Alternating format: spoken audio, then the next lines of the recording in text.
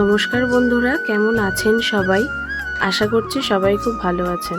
অনেক দিন হয়ে গেল অসুস্থতার কারণে আমি ভিডিও ছাড়তে পারিনি, তো আবার নতুন করে শুরু করছি। সবাই একটু পাশে থাকবেন মিনি ব্লগ দিয়ে।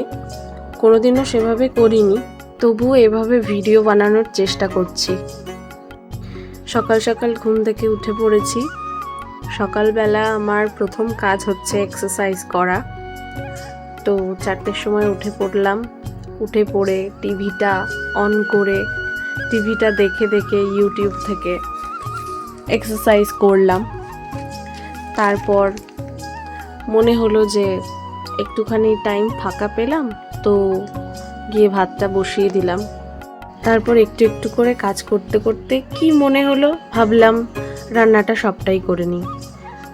রান্না করেছিলাম বাঁধাকপির চচ্চড়ি, মাছের ঝাল, বেগুন ভাজা, মোটামুটি 3 রকমের রান্না করে ফেলেছি।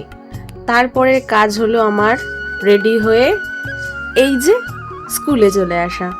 তারপরে স্কুলে এসে বাচ্চাদের সঙ্গে টাইম কাটানো, এই জায়গাটা আমার ভীষণ ভালো লাগে, ভীষণ।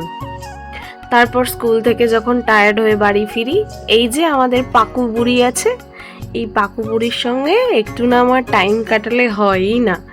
এ আসে পুরো আমার খারাপ মুডটাকে একেবারে ভালো করে দেওয়ার জন্য। তারপরে নিজে একটুখানি খেয়ে নিলাম। টাটা।